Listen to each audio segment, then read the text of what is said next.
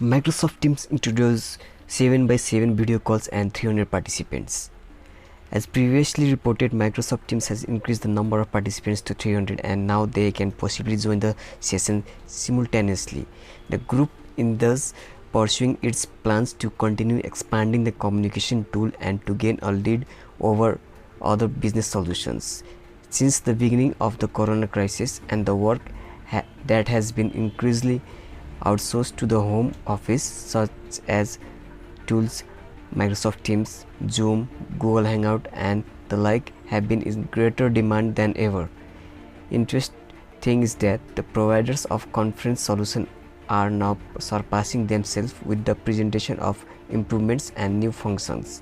The development in this area has not yet gone as quickly and as customer oriented as in the past few weeks.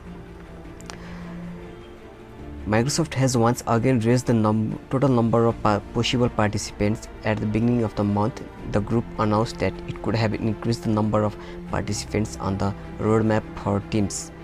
The video chat participants limit has only been raised for the government version of Teams. There is still the upper limit for 250 participants. 7x7 video calls are coming soon. Another innovation that is still being planned is the introduction of 7x7 video calls. Currently, the maximum of 3x3 video calls can be used to display 9 people simultaneously on a single screen.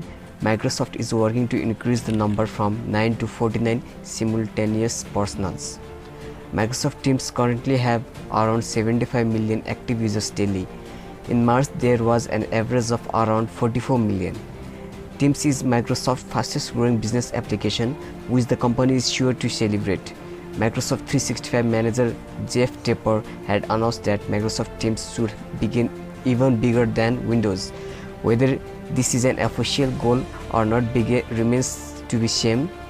Teams is currently growing strongly and should be able to assert themselves even after the corona crisis.